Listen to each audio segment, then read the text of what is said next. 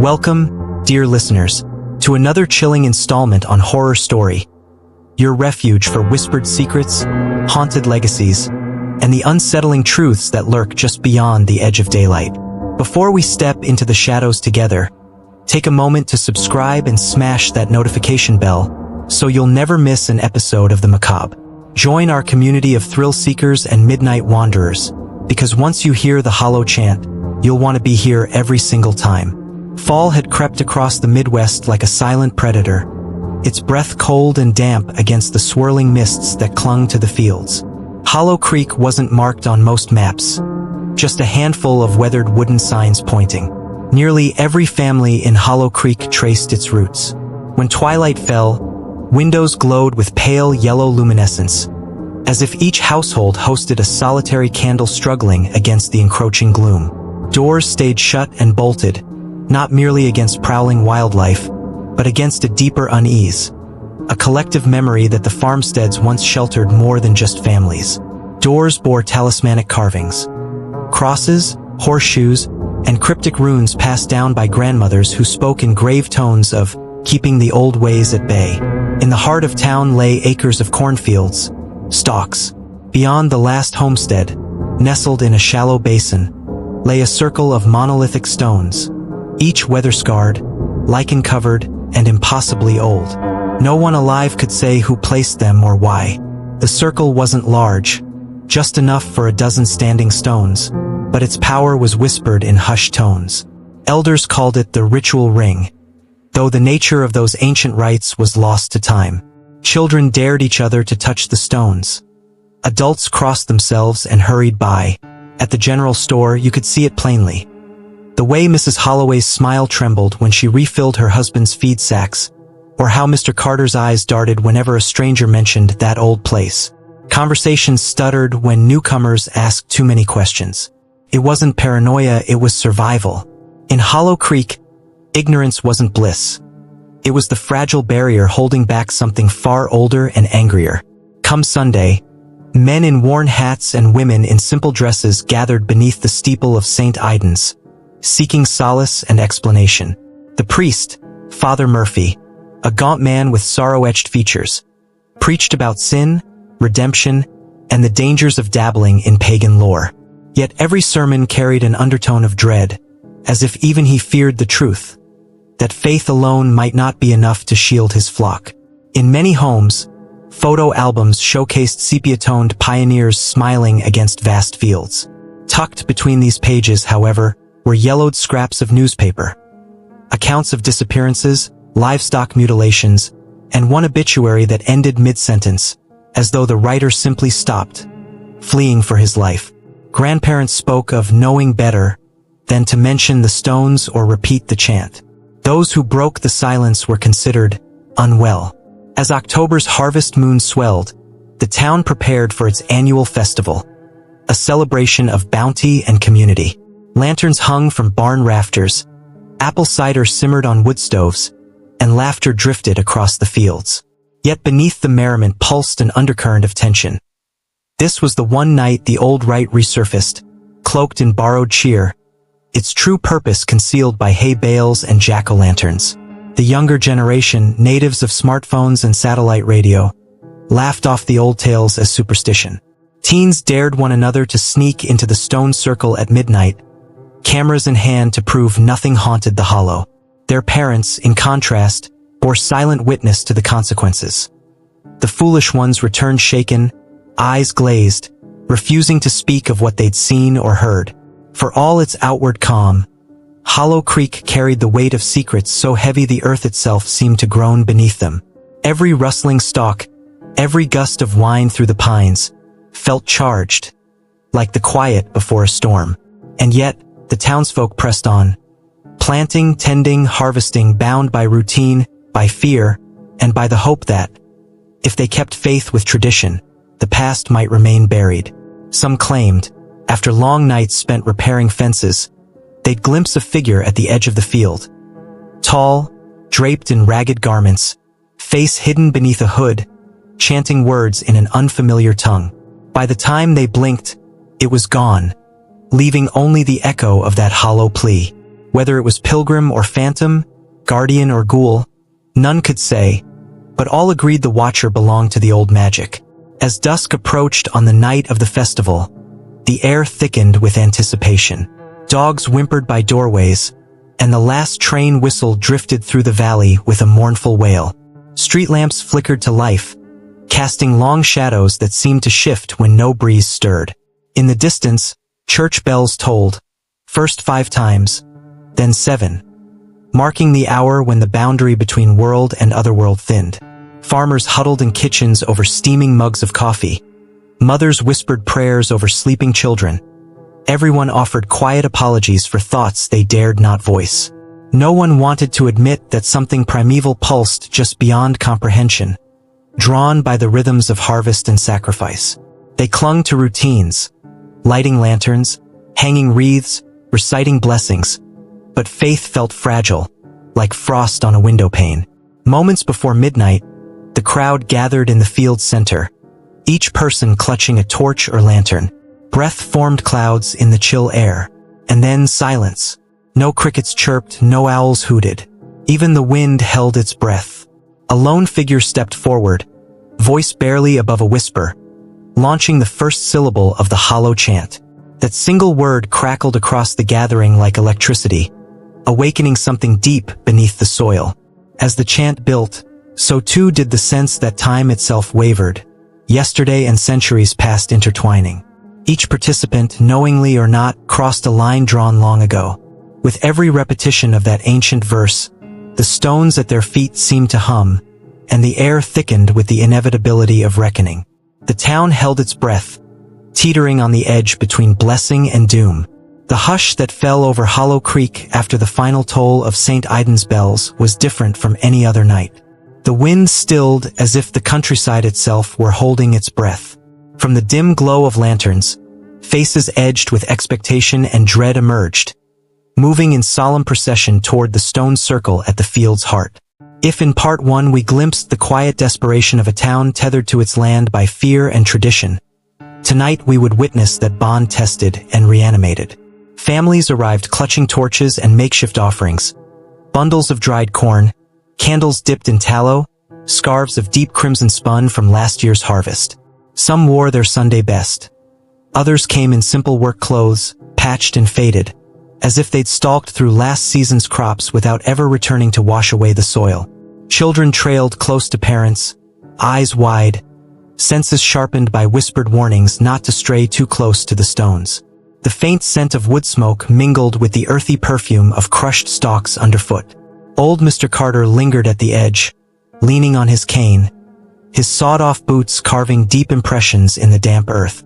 He carried a leather-bound prayer book, its spine cracked and pages yellowed. Though the ritual bore no place in the church's liturgy, he treated it with equal solemnity. Behind him, the townsfolk formed a ragged circle, leaving an open gap at the north where the tallest monolith stood, draped in trailing vines and fungi. When the appointed hour arrived, midnight, by the crooked spire's cracked clock, the hush broke in a single trembling breath, the sound of a lone voice, ragged and quivering. Oshakwa, Oshakwa. The chant rolled out, syllable by weighted syllable, more felt than heard. It was as though the wind itself carried the words, old as the earth, thick with promise and threat. The voice belonged to Miss Larkin, a woman whose grandfather had claimed to learn the chant from a visiting anthropologist. She clutched a scrap of parchment, the ink smeared and near illegible, whispering lines her ancestors passed down through stories half forgotten. Behind her, the congregation hushed their own breathing, letting the chant seep into their bones. Some closed their eyes, believing that to speak with the past, they must shut out the present. The torches flickered, casting frantic shadows that danced across the standing stones, making them appear to shiver with recognition. Only fragments of the original invocation remained. Words like Onaki, Shamata, each uttered with both reverence and trepidation. No one alive knew their true meaning. Even the town historian, a wiry schoolteacher named Miss Barnes, admitted the tribe's language had died when displacement and forced assimilation took hold. Yet the chant persisted, mutated by memory and rumor, until its true purpose lay buried beneath layers of mispronunciation and half-remembered lore. Still, those who chanted believed in its power, to coax life back into withering fields, to shield their livestock from disease, to grant their children strength to face the coming winter. Every syllable carried the weight of hope and desperation, a bargaining with forces unseen. As Miss Larkin's voice grew stronger, the crowd joined in, their collective breathing rising and falling in staccato rhythm. The scent of burning sage, placed at the circle's center to cleanse the air, according to local custom, wove through the torch's bitter smoke. Beneath the horseshoe of stones, the ground felt electric. Some claimed they could feel a low hum underfoot, as if the earth itself were vibrating in time with the chant. The bonfire at the circle's core crackled wildly, sparks dancing upward like fiery will-o'-the-wisps before disappearing into the inky night. Shadows stretched grotesquely across the faces of the stones, exaggerating their ancient runes and carvings. The lantern-bearers in the outer ring held their lights aloft, each flicker illuminating eyes wide with awe and fear. In that moment, no one stood apart from the ritual's thrall. Grandmothers wept quietly, fingers tightening on corn husks.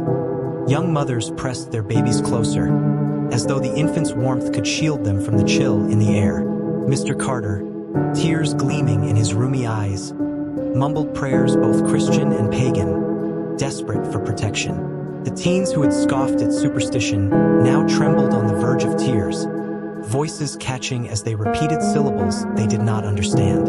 The sheer weight of collective belief, born of centuries of tradition, survival, and unspoken guilt, pressed heavily on every soul there. Each voice added to a rising tide of emotion, longing for security, guilt for cultural erasure, terror of what they might awaken. As the ritual climbed toward its crescendo, something changed. The cadence faltered, an extra syllable slipped in, unfamiliar yet eerily natural.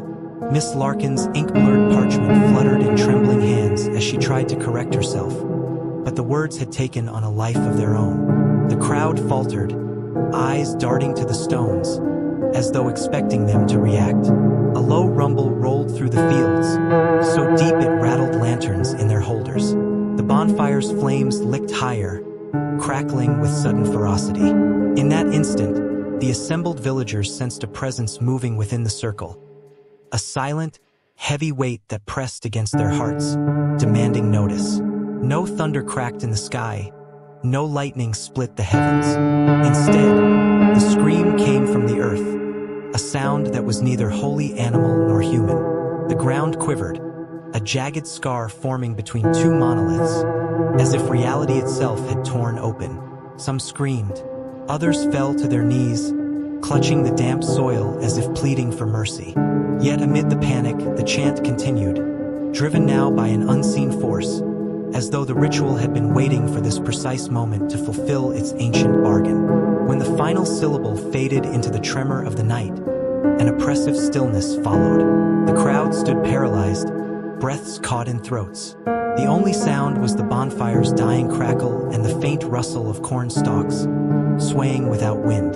Then, Mr. Carter's cane struck the ground with a single, sharp rap, breaking the spell. Lanterns swung, torches tilted, and a chorus of panicked voices rose. Yet no one dared approach the crack in the earth. The boundary had been crossed, whether by design or accident. The chant had pierced the veil. As villagers fled back to the relative safety of their homes, whispers of "what have we done?" and "it wasn't supposed to be like this" trailed in the smoke-choked air.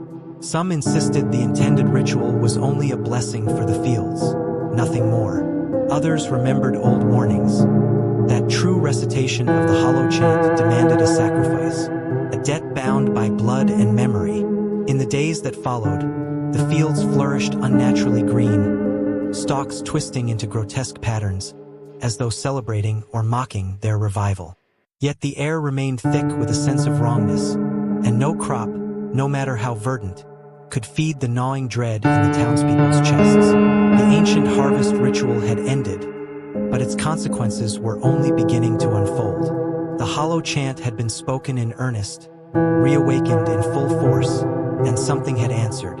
In part 3, we will delve into the forgotten folklore unveiled, uncovering the true origins of the ritual, the tribal legend behind the stone circle, and the vengeful spirit now stirring beneath the soil. Until then, remember, every word has power, and some ancient promises cannot be broken without a price. When the earth trembled beneath the hollow chant and the bonfire's glow finally died back to embers, the townspeople of Hollow Creek whispered of curses and blessings, but few understood the true origin of the rite they had just reawakened. In this chapter, we peel back the layers of time to reveal the ancient tribe whose prayers once guided these lands, and the hidden language carved into the stones that now stand sentinel over a secret long buried. In the decades before white settlers arrived, this rolling basin was home to the Otawaka, a small but fiercely proud tribe whose name meant those who watch the river. They lived in harmony with the land, reading the seasons like a sacred text and offering their gratitude to the river spirits that sustained them. Every autumn, as the river's current slowed and the harvest moon swelled full, the Otawaka gathered in what they called the Circle of Guardians, precisely the same stone ring that now loomed over Hollow Creek's fields. The monoliths, weathered and mottled by centuries of rain and ice, were never mere boundary markers. Each stone bore spirals, animal totems, and glyphs that told the story of a covenant between the Otawaka and the land spirit. In sacrifice, we honor the river. In song, we bind its favor. Those carvings were warnings as much as prayers, teaching that the ritual was a two-way promise. The tribe would offer grain and blood, and in return, the earth would yield its bounty. When settlers pushed the Otawaka from their ancestral grounds, they scraped the earth clean of all signs of native presence. Wooden palisades replaced lodges. Cornfields replaced sacred groves. Over time, the meaning of the glyphs faded, the language died, and the stones were stripped of their context. Locals stumbled upon them and assumed they were relics of some long-forgotten European rite, never suspecting they held vestiges of a people erased. After the ritual's frenzy, a few braver souls dared to inspect the stones by torchlight. Under magnified beams, faint patterns emerged. A circle of 3 interlocking spirals, a crouching wolf, and lines of indecipherable characters. Miss Barnes, the schoolteacher, ran her fingers over the grooves, heart pounding. This isn't English, Latin, or Norse. It's something else. That realization set tongues wagging. Had they just invoked a spirit bound to a language no one alive could fully speak? In dusty archives at the county museum, Ms. Barnes discovered a fragment of a ledger written by an early ethnographer. In faded ink, he recorded one line of the original chant, Tashakwatali Anshi. His note claimed it meant, "Protect us, child of water, guide our hands." But the rest of the verses were crossed out, scratched away by a hand that feared the power of what it recorded. The ledger's final entry warned, "Do not speak this to hungry ears." With that clue, a small group in Hollow Creek, Miss Barnes, Mr. Carter, and Miss Larkin, began piecing together the montage of carvings and scribbled notes. Each late evening, they huddled beneath the skeletal oaks, comparing symbols to the shards of translation. Bit by bit, they realized the hollow chant had never been meant as a simple harvest prayer. It was a balance, calling upon the river spirit to nourish the land, but demanding in return the tribe's unbroken loyalty, even in death. According to tribal oral tradition preserved by a distant cousin of the displaced Otawaka, the river spirit was called Aniakwa, the vessel of memory. If honored, Aniakwa ensured fertile fields and gentle winters. If forgotten or betrayed, it drank deeply of regret, stirring storms and famine. By stumbling through a mangled version of the chant, Hollow Creek had awakened not a benign guardian, but a jaded force craving recognition and retribution. The townspeople's reluctance to delve into the ritual's past was not mere superstition. It was collective guilt. For over a century, they had harvested the land without acknowledging the tribe's blood, sweat, and tears pressed into the soil. By ignoring the true origin, they severed a covenant that demanded respect. Now, with Aniakwa's stirrings echoing through the fields, the community faced the price of its amnesia. As the moon waned, corn grew twisted and cornstalks knotted into grotesque shapes. Dreams of running waters turned to nightmares of clogged rivers and shrieking stones. Children whispered of ghostly figures gliding between the monoliths, chanting lost syllables. Even the most skeptical found themselves haunted by half-heard whispers in the wind, fragments of the original prayer echoing like a warning. Remember who we were, lest we become what you fear. The forgotten folklore, once buried beneath prejudice and forgetfulness, had surfaced with a ferocity that no torchlight could dispel. In uncovering the truth behind the stone circle, Hollow Creek had reopened ancient wounds. The time had come to decide. Would they honor the full weight of the Otawaka's legacy, restoring the covenant with respect and humility, or continue in ignorance, inviting Eniaqa's wrath with every unspoken syllable? In the wake of Ms. Barnes's revelations about the Otawaka and the true meaning behind the glyphs, Hollow Creek buzzed with frenetic energy. But no one felt that stir more keenly than Jackson Vale, a 25-year-old outsider who'd recently inherited his late aunt's farmhouse at the edge of town. Drawn by the promise of cheap land and a fresh start, Jackson never imagined he'd unearth the very soul of this haunted place. Jackson arrived on a crisp October afternoon, the sky a slate of bruised purple. His pickup rumbled down the winding lane lined with skeletal maples, their leaves clinging like dying hopes. He parked beside a creaking barn and stepped into a house thick with dust and memories.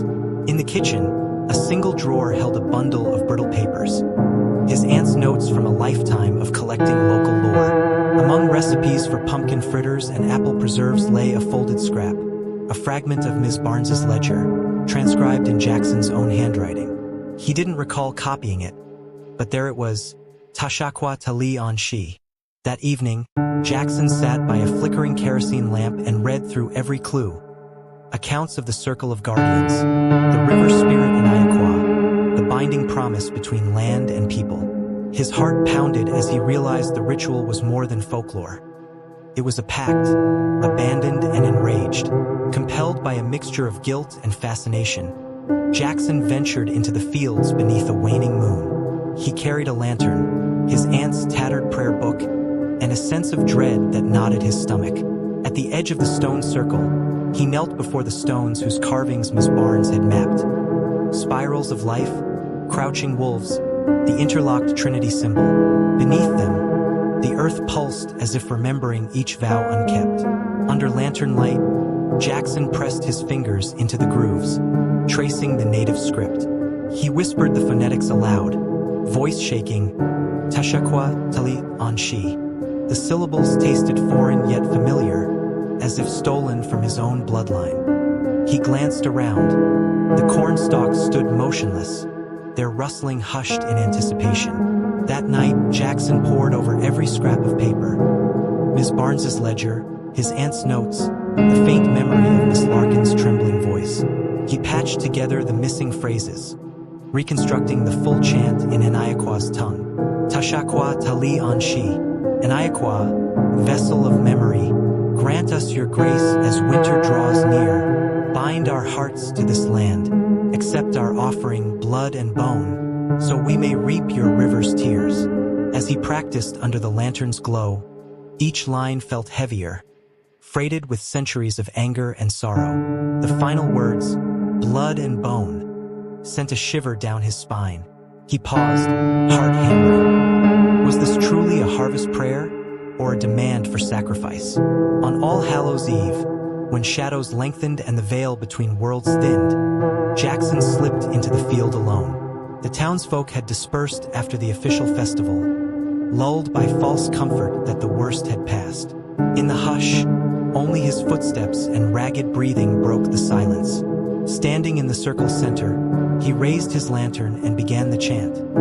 First softly, then with growing conviction. The words poured from him, each syllable echoing off stone like a subterranean drum. Tashakwa Tali Anshi. By the third repetition, the ground beneath his knees trembled. Lantern light flickered wildly, casting fractured patterns on the stones.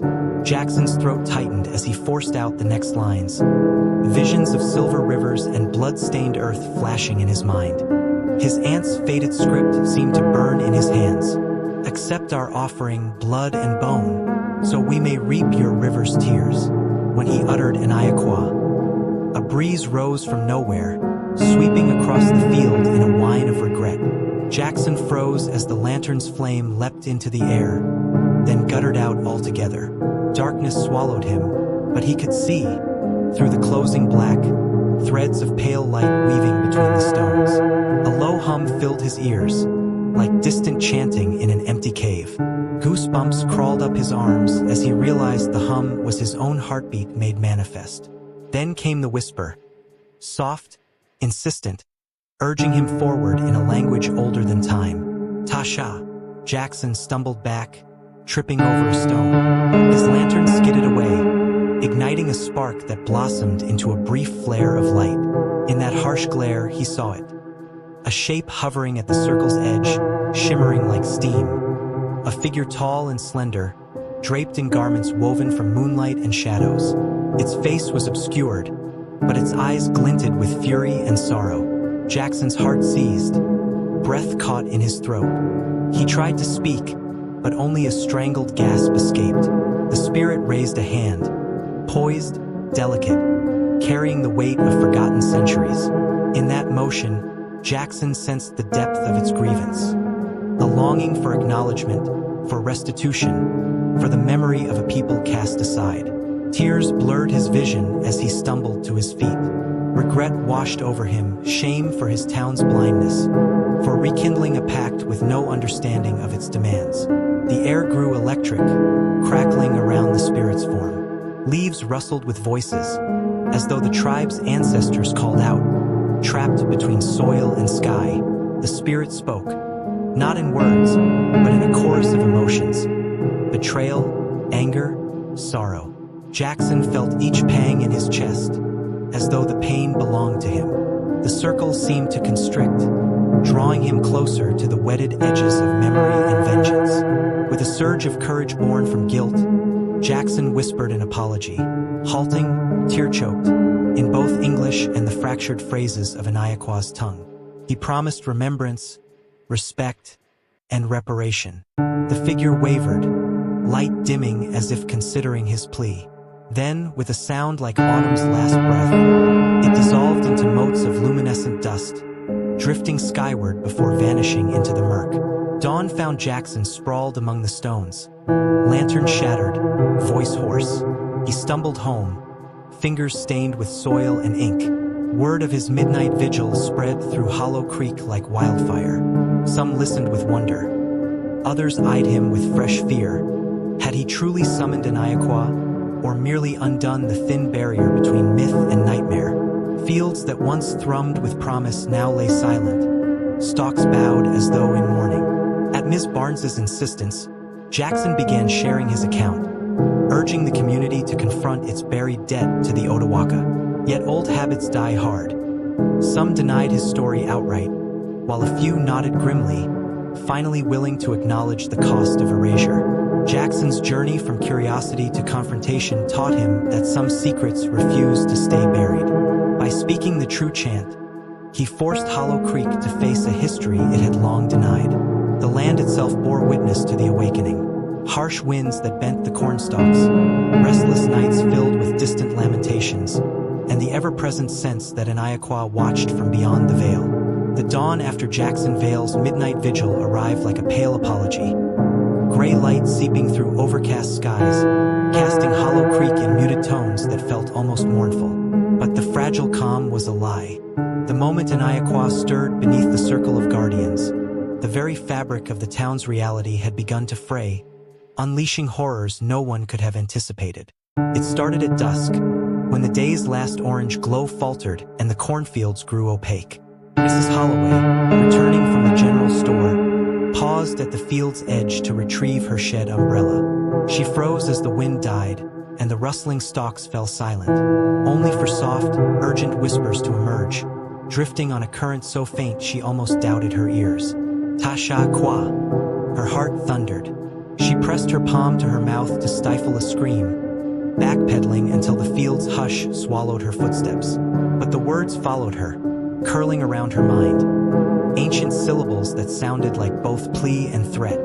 That night, she lay awake, staring at the ceiling, convinced those syllables would never leave her. The next morning, Mr. Carter made his rounds to inspect the livestock. His prized bucking goat, Daisy, was nowhere to be found. He found only a patch of bent cornstalks, trampled and intertwined as if a great hand had grasped them, and a hoof print not his own, deep in the soft earth. As twilight fell again, a small group of boys dared one another to follow a dark figure glimpsed at the field's edge. They chased it through the thicket bordering the circle of guardians, only to see a formless shape sliding between trunks, its outline blurred by mist and moonlight. When they called out, their voices cracked with terror. The figure vanished, leaving behind a wake of cold dread. By midweek, pets and farm animals continued to vanish without a trace. First sulfur-scented hens, then Mr. Carter's goat, and finally Dixon's sheepdog, Jasper, whose muffled howl had lingered in the fog before it too fell silent. No tracks led away, no signs of struggle. Only the empty fields, now ringed by terrified stares. Families locked their doors at sundown, hung garlic and iron crosses above windows, whispered prayers in fractured English and in the half-forgotten language of Aniaqua. But nothing stilled the sense of being watched, of something alive in the shadows, pacing just beyond the firelight. Sleep offered no refuge. From the priest's house to the schoolteacher's cottage, the townsfolk awoke night after night drenched in sweat, murmuring of shared visions. A river running red, faces screaming beneath tidal waves, a hunter lost in a forest of whispering cornstalks, a circle of stones weeping black ichor. Miss Larkin, who once led the hollow chant, confessed in trembling tones that she dreamt of ancestral drums and 1,000 ghostly feet circling her bed. Jackson himself found his nights invaded by a silent figure at the foot of his mattress, its gaunt form bowed like grief incarnate, its eyes reflecting an ocean of sorrow and wrath. Paradoxically, the fields flourished. Crops grew tall and thick, leaves glossy and vibrant. Yet beneath that unnatural bounty lurked sinister signs. Corn cobs twisted into grotesque spirals, kernels black as pitch, emitting a faint pulse when held to the ear, like a heartbeat not one of this world. Farmers marveled at the yield, but paused before the harvest. How could they reap this prosperity when its price had become clear? Every ear of corn seemed soaked in memory, of a tribe displaced, of broken vows, of the agony of erasure. To harvest was to deny the very souls now roaming their land.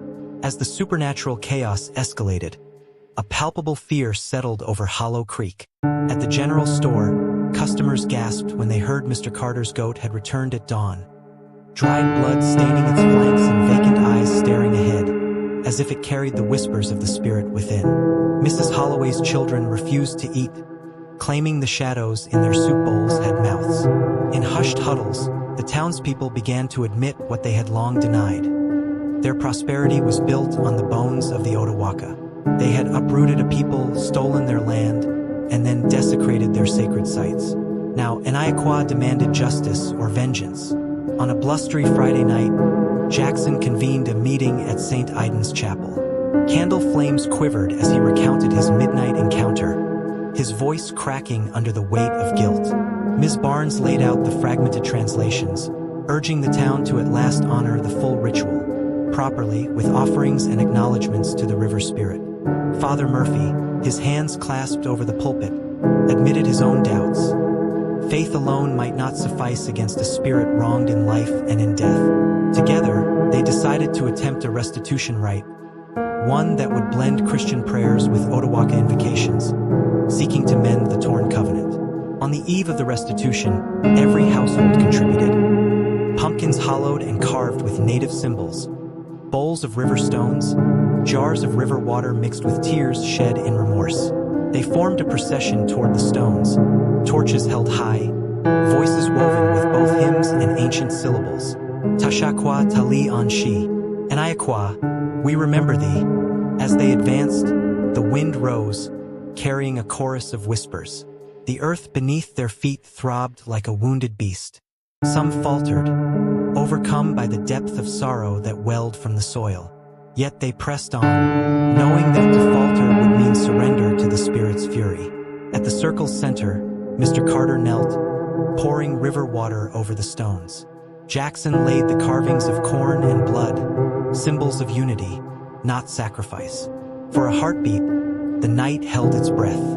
The whispers softened into a gentle hum, and the torch's flames steadied. Then, without warning, the ground heaved. A bone-chilling roar tore through the night as the risen spirit manifested, an Iaqua in full, towering form. Its face, a mask of embers and sorrow, glared down at the quivering assembly. "You call my name only when you need me," it intoned in 1,000 voices. "You have harvested my gifts and buried my memory. Now face the cost of forgetting."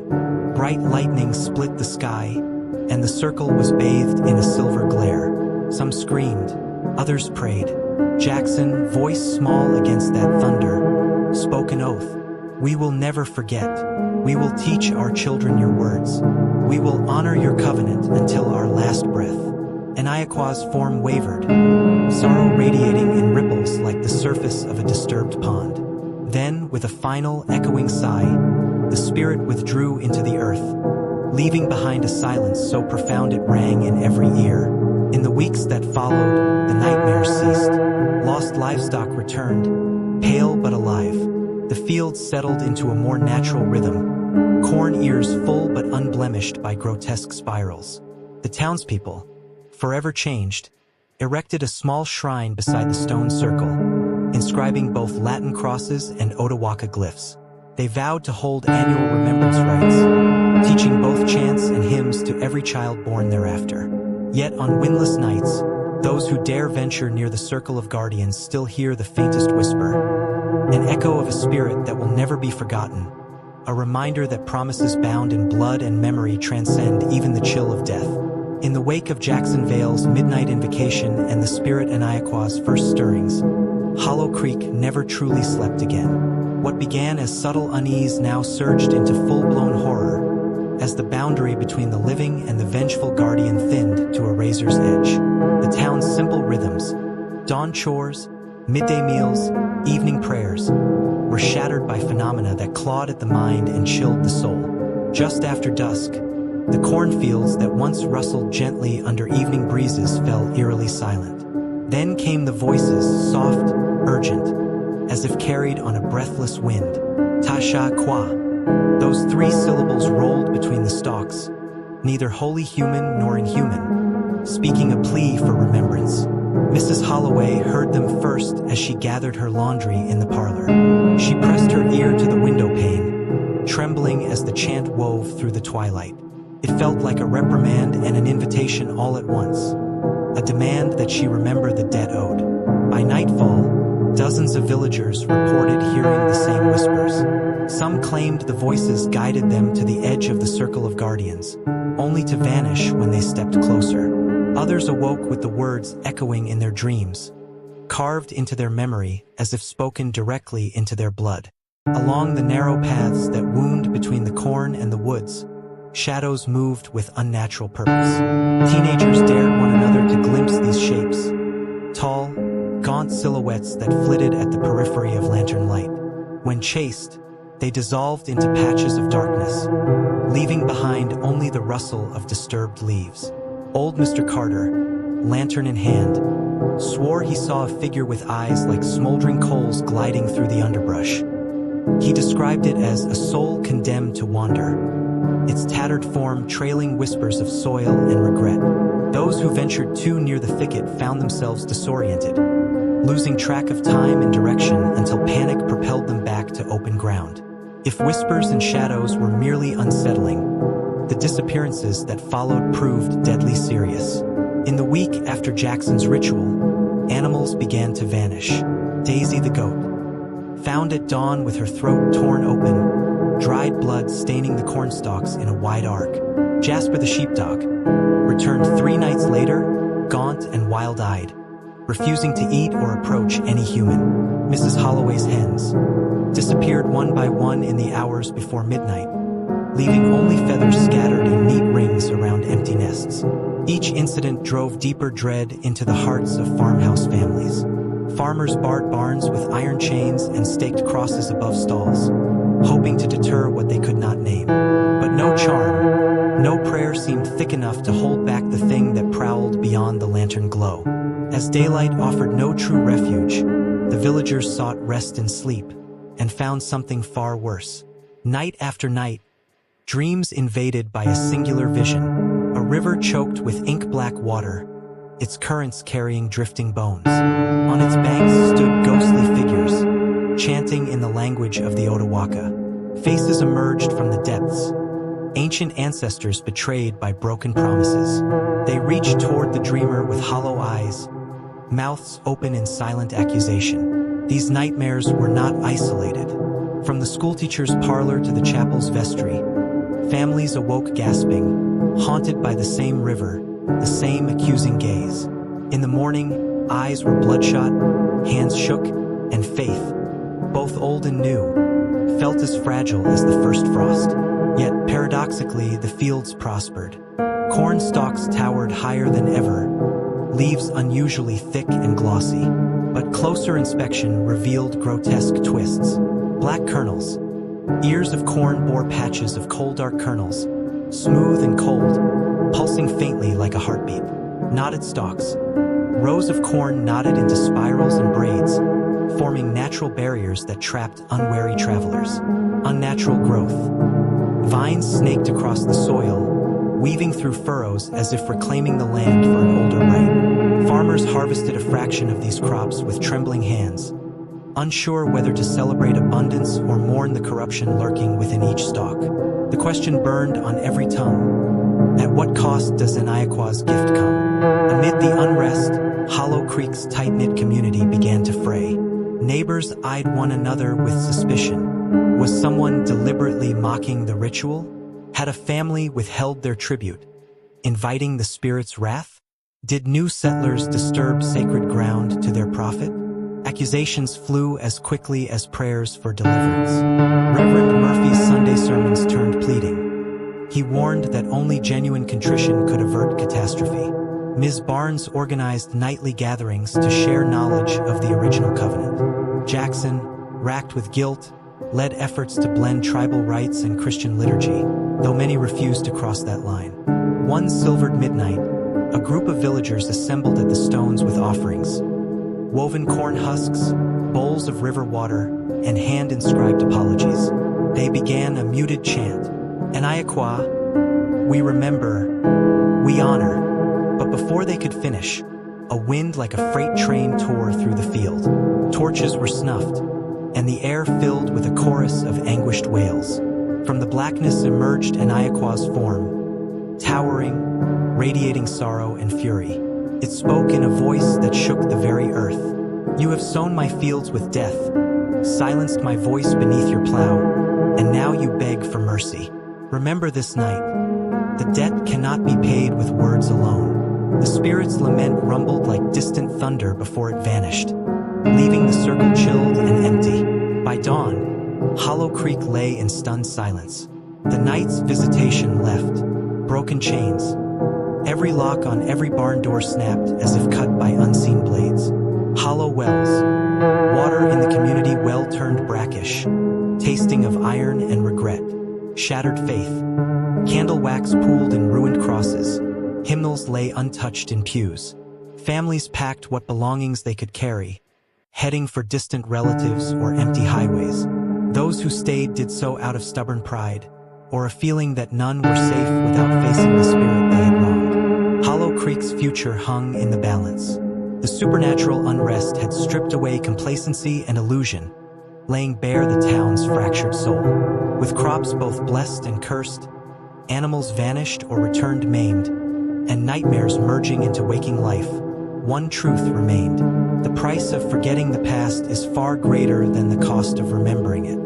As the first light of dawn crept over Hollow Creek, the townspeople stood amid the circle of guardians, no longer as fearful onlookers but as a community united in purpose. What began as a simple harvest rite had become a crucible that tested their humanity, forcing them to confront the consequences of erasing a people's memory.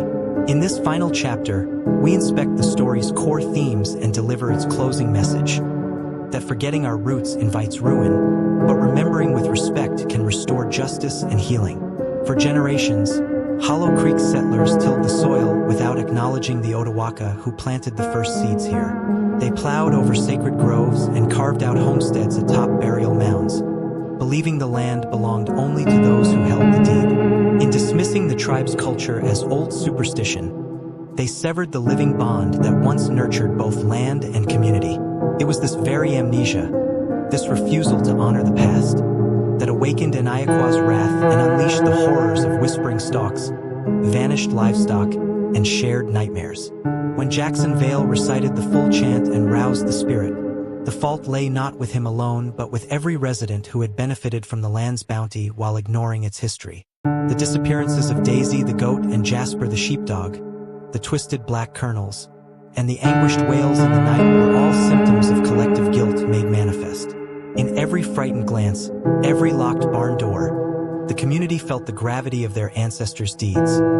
Deeds born of fear, greed, and the arrogant belief that one culture could erase another without consequence. Under Reverend Murphy's battered pews and Miss Barnes's dusty tomes, the townspeople rediscovered a fragmentary truth. Rituals bind communities to the earth and to one another. They realized that the original Hall Out chant wasn't a spell to cheat the seasons but a covenant demanding reciprocity, offerings of respect and remembrance in exchange for the land's generosity. By combining Christian prayers with Otawaka invocations, they forged a new tradition that honored both heritages. The shrine they built beside the stone circle, inscribed with crosses and native glyphs, stood as a testament to that union. The greatest lesson Hollow Creek learned was that memory itself is sacred.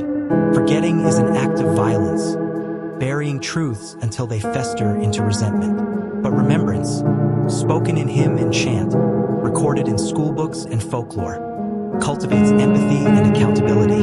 From that autumn forward, every child learned the story of the Otawaka alongside the town's founding families.